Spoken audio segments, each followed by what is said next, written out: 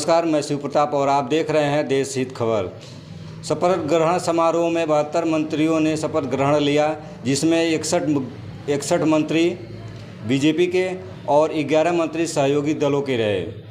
सहयोगी दलों में जेडीयू ने उम्मीद लगाए बैठा था कि रेलवे, कृषि मंत्रालय या फाइनेंस जैसे विभाग उनको मिलेंगे, जबकि टीडीपी ने स्पीकर का पद और 5 कैबिनेट पद का आशाएं लगा करके बैठा था। गृह मंत्रालय, रक्षा मंत्रालय और लोक निर्माण विभाग जैसे महत्वपूर्ण विभाग अपने पास लेकर रखी हुई है। बीजेपी किसी भी तरह से कंप्रोमाइज़ करने को तैयार होते नज़र नहीं आ रही है, क्योंकि गृह मंत्रालय, रक्षा मंत्रालय, लोक निर्माण विभाग जैसे महत्वपूर्ण विभाग अपने अंडर में लेकर के बैठी हुई है। अब देखना है टीडीपी का भी और जेडीयू का नज़र स्पीकर पद पे गड़ा हुआ है, क्योंकि स्पीकर के पद के लिए जेडीयू और टीडीपी दोनों की नज़रें गड़ी हुई है, जिसकी फैसला 20 जून को होना है। नरेंद्र मोदी जी पूरे कॉन्फिडेंस के साथ सरकार बनाने और सरकार चलाने की दावा तो कर रहे हैं, लेकिन देखना है कि आगे क्या होता है। साथियों, जब हम काम करते हैं तब 3 चीजें बहुत अनिवार्य होती है, और अगर 3 चीजें हमारे पास उपलब्ध हो तो मैं नहीं मानता हूं कि विफलता दूर दूर तक भी नजर आएगी। और जब मैं 3 बातें कहता हूं, एक, क्लैरिटी ऑफ थॉट्स।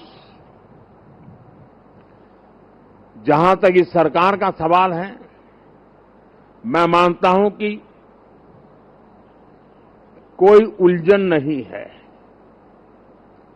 बाएं जाए, दाएं जाए, ऊपर जाए, नीचे जाए, कुछ नहीं, उसको पता है ऐसे ही जाना है और उसे पा करके रहना है।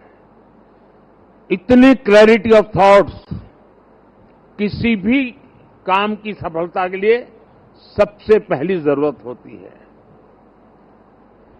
फेथ इन कन्विक्शन दूसरा पार्ट है कि जो मैं सुन रहा हूं, जो मुझे बताया जा रहा है, उसके प्रति मेरे मन में अश्रद्धा नहीं होनी चाहिए, मेरे मन में इफ्स एंड बट्स नहीं होनी चाहिए। फेथ इन कन्विक्शन, जो मैंने सुना है और अनुभव कहता है कि हाँ यार, मेरे विचारों में मेल नहीं बैठता है, लेकिन यही है रास्ता, तो चलो लग जाओ। लेकिन इतने से भी पूरा नहीं होता है। Clarity of vision, faith in conviction is not enough to achieve, और इसके लिए चलता है कैरेक्टर टू एक्ट। मुझे अपने व्यक्तित्व को उस प्रकार से गढ़ना पड़ता है, मेरे समय का सर्वाधिक उपयोग उस काम के लिए लगाने का मुझे प्रायोरिटी तय करनी होती है, खुद को खपाना पड़ता है।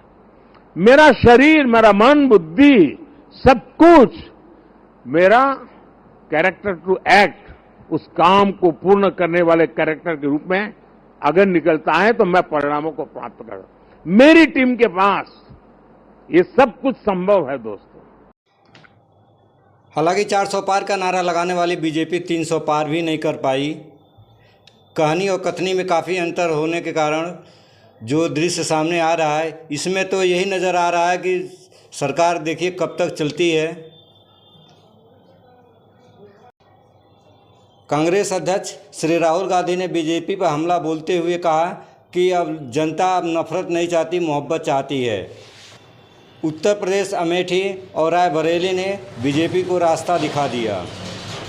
हिंदुस्तान ने मैसेज भेजा है कि हमें नरेंद्र मोदी जी का विजन अच्छा नहीं लगता, हमें नफरत नहीं चाहिए, हमें हिंसा नहीं चाहिए, हमें मोहब्बत की दुकान चाहिए और हमें नया विजन चाहिए देश के लिए। मुझे बहुत गर्व है कि रास्ता रायबरेली, अमेठी और उत्तर प्रदेश ने दिखाया है। जनता ने नफरत के खिलाफ, हिंसा के खिलाफ, अहंकार के खिलाफ दबाकर वोट दिया है। आपने देखा भाइयों और बहनों, अयोध्या की सीट हार गए।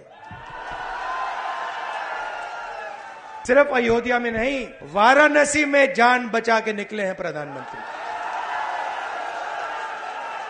और मैं आपको कहता हूं और बहन से कह रहा हूं, वाराणसी में अगर ये लड़ गई होती तो आज हिंदुस्तान के प्रधानमंत्री 2-3 लाख वोटों से वाराणसी का चुनाव हार जाते। आपने राजनीतिक डिसीजन नहीं लिया है। ये आपने जो वोट दिया है और रायबरेली के हर एक व्यक्ति ने जो दिया है, ये राजनीतिक डिसीजन नहीं था, ये मोहब्बत का डिसीजन था और इस बात को मैं जिंदगी भर नहीं भूलने वाला हूं। अमेठी की जनता से भी कहना चाहता हूं, मैं रायबरेली का सांसद हूं, मगर जो मैंने आपसे कहा था, जो भी रायबरेली में होगा वो अमेठी में भी होगा।